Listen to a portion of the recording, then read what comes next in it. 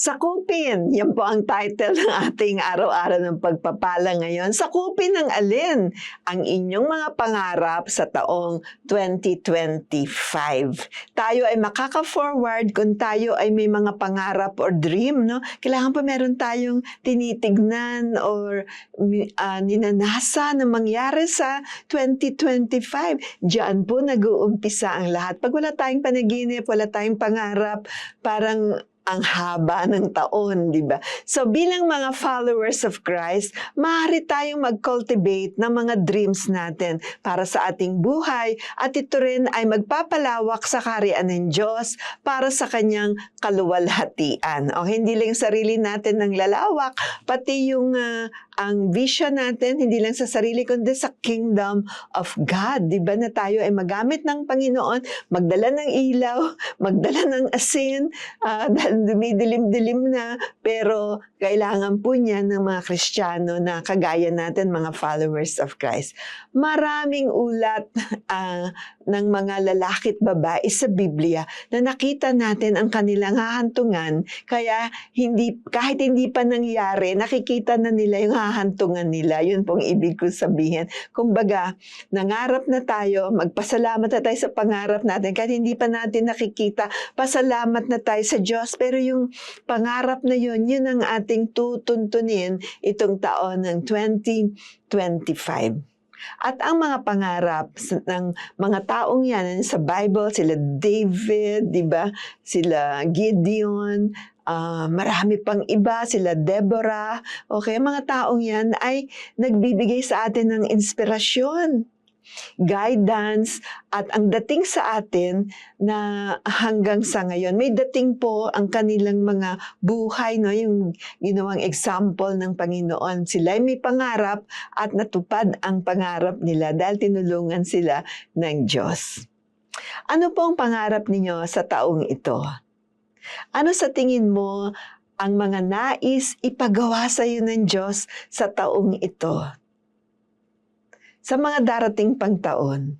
So habang tayo nabubuhay, tayo gumagalaw dito, kaya tayo buhay. Dahil meron pa tayong gagawin sa kaharian ng Diyos.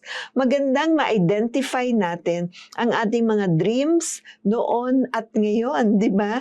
At mainam na ang pangarap ay yung galing sa Diyos. No? Mangarap tayo na maging pagpapala tayo, di ba?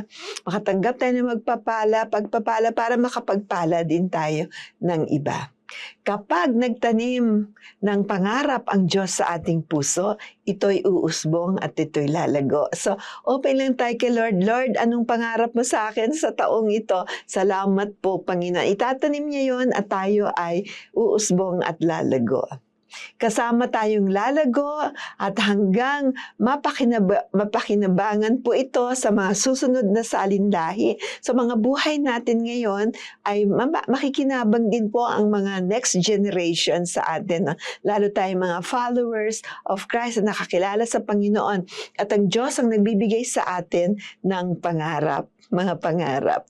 Sa panahong ito ay siya sa atin po natin ang ating history ng mga dreams natin. So, ikaw, paano malaman anong pangarap mo? Ano ba yung mahilig mong gawin, di ba? Siguro doon katutulungan ng Panginoon. Kadalasan ay hinahanda tayo ng Panginoon para sa mga susunod na hakbang ng buhay natin. So, huwag kayong mainip. Parati po tayong kumonect sa Panginoon. Okay? At tayo mag-umpisa kung saan ka ngayon naroroon. Anong ginagawa mo yan ngayon, di ba? Paano ma-improve yan? Anong dream ang ibibigay sa atin ng Panginoon? Ang dream ay hindi nananatiling panaginip. So, ang dream, hindi lang po panaginip yun. Ito ay may pagkilos rin.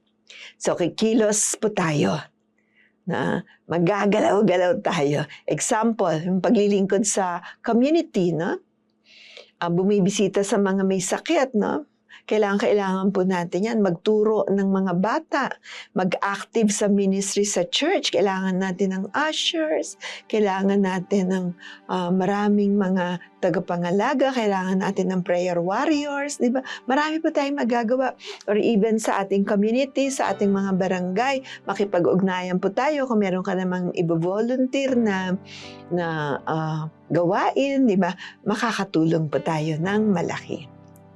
Wala pong maliit na gawain sa Diyos at walang maliit na panaginip sa Kanya. Kaya i-identify natin ang ating mga pangarap at mararamdaman mo na inuusad ka forward ng Panginoon.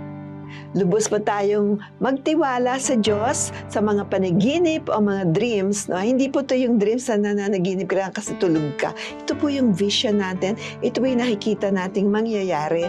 Ito po yung nais nating gawin sa taong itong 2025 sa mga buhay natin. Pagpalain po kayo ng Panginoong Hesukristo at sa pamamagitan ng kapangyarihan ng banal na Espiritu ay mapasa sa tupad ang ating mga pangarap. God bless you and see you next time. Bye-bye!